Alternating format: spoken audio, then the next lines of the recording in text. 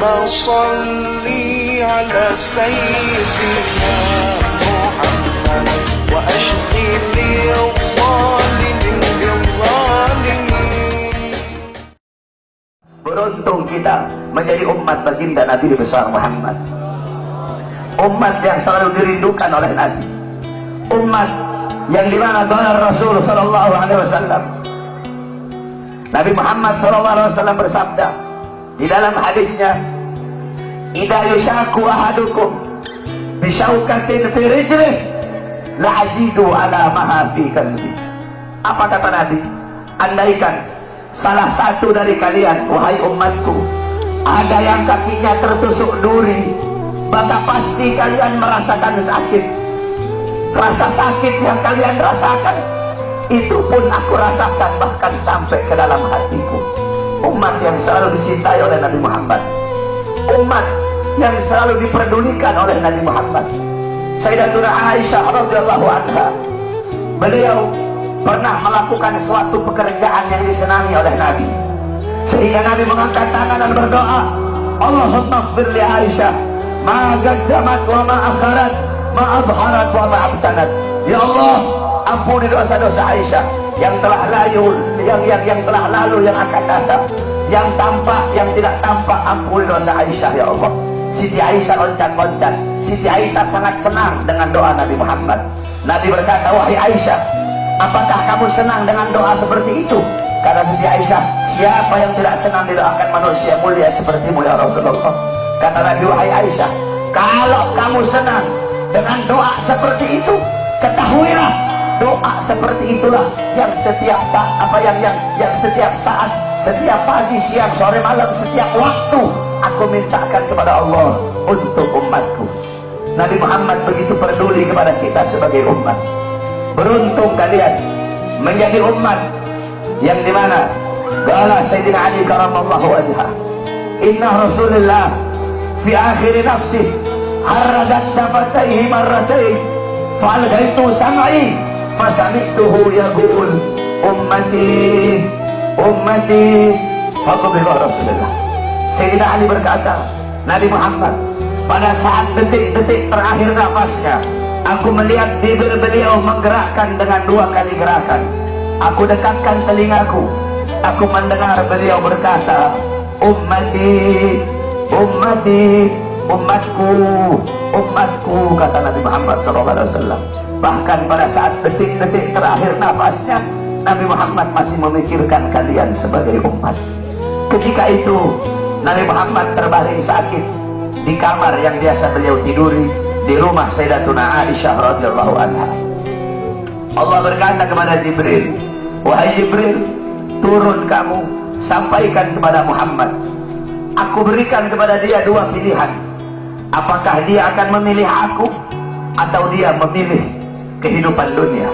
Kalau dia memilih kehidupan dunia, akan aku panjangkan umurnya. Tapi kalau dia memilih aku, sampaikan kepadanya, pada hari ini akan datang ajalnya. Turun Jibril membawa firman tersebut. Kemudian Jibril menyampaikan, ya Rasulullah, Allah memberikan kepada kamu 2 pilihan. Apakah engkau memilih Allah atau memilih dunia? Kalau engkau memilih Allah, pada hari ini akan datang kematianmu. Kalau kamu memilih dunia, Allah panjangkan umurmu. Apa kata Nabi Muhammad? Wahai Jibril, sudah tentu aku lebih memilih Allah. Bagiku kehidupan sebenarnya bukan dunia. Kehidupan sebenarnya bagiku ketika ruhku berpindah menghadap Allah subhanahu wa ta'ala. Pergi Jibril membawa kabar tersebut. Kemudian Allah memanggil Israel, wahai Israel, wahai pencabut nyawa, turunlah kamu ke dunia. Pasang muka yang paling bagus, pasang wajah yang paling bagus. Kamu akan mencabut nyawa makhluk yang paling mulia, yaitu Nabi Muhammad. Kamu cabut nyawa dia, itu pun kamu izin dulu kepada dia, mau tidak dia dicabut nyawanya. Kalau dia mau kamu cabut, kalau dia tidak mau kamu kembali kepadaku. Turun Israel membawa perintah Allah untuk mencabut nyawa baginda Nabi besar Muhammad. Israel berdiri di depan pintu rumahnya Nabi. Israel tidak berani langsung masuk rumahnya Nabi. Israel berdiri di depan pintu rumah Nabi Muhammad. Israel mengucapkan salam, assalamualaikum ya Rasulullah, assalamualaikum ya Habibullah. Assalamualaikum ya Rasulullah.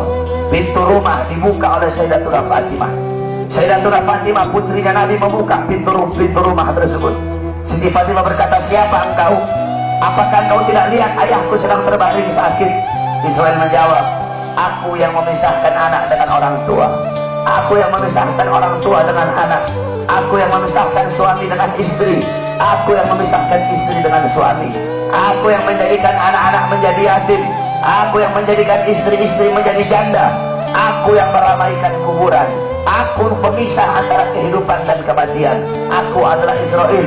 Allah memberikan mandat kepada aku untuk mencabut nyawa seluruh makhluk, dan aku datang ke sini untuk mencabut nyawa makhluk yang paling mulia, baginda Nabi besar Muhammad. Siti Fatimah lari menangis. Siti Fatimah kembali ke pangkuan ayahnya. Siti Fatimah berkata, wahai ayahku, engkau akan wafat. Wahai ayahku, kau akan meninggal dunia. Israel sudah ada di depan ingin mencabut nyawamu ya Rasulullah. Rasulullah berkata, jangan kau bersedih wahai Fatimah. Wahai Fatimah, ketahuilah, setelah kematianku, engkau adalah manusia yang pertama kali akan menyusulku. Setelah kematianku nanti kelak, engkau adalah manusia yang pertama kali masuk surga setelah aku. Siti Fatimah mengusap air matanya. Datang Israel, berdiri di hadapan Nabi Muhammad.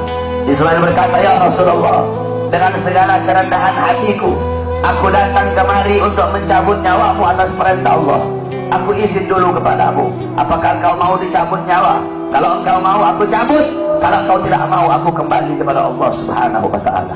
Nabi Muhammad berkata, ya Jibril, wahai Jibril, aku belum puas meninggalkan umatku kalau belum diberi jaminan oleh Allah Subhanahu wa ta'ala. Nabi Muhammad masih memikirkan nasib kita sebagai umat. Nabi Muhammad pergi menghadap apa? Jibril pergi menghadap Allah. Jibril berkata, ya Allah, kekasihmu Rasulullah meminta jaminan untuk umatnya. Apa kata Jibril? Ya Rasulullah, ya Allah, kekasihmu meminta jaminan untuk umatnya. Allah berkata, Allah berfirman, fa'auhallahu ta'ala ala Jibril, basyirhu ya Jibril, innahu awwalu nasin kharijun minal ardi idha bu'isu wa sayyiduhum idha jami'u, fabasyirhu innal jannah muharramatun alal umam qabla an tadkhuluha ummatun. Tadi Allah berkata kepada Jibril, wahai Jibril, sampaikan kepada kekasihku Muhammad, dia adalah manusia yang pertama kali akan aku bangkitkan dari dalam kubur. Dia adalah manusia yang menjadi pemimpin seluruh manusia di dunia dan akhirat. Dia menjadi pemimpin kelak ketika hari kebangkitan. Dan sampaikan kepadanya, jaminan dariku, surga aku haramkan untuk dimasuki oleh umat manapun sebelum surga dimasuki oleh umatnya. Turun Jibril bawa wahyu tersebut. Rasulullah berkata, al-an qarrat aini, sekarang aku senang, sekarang aku puas. Cabutlah nyawaku wahai Israel. Dicabut nyawa Nabi Muhammad SAW.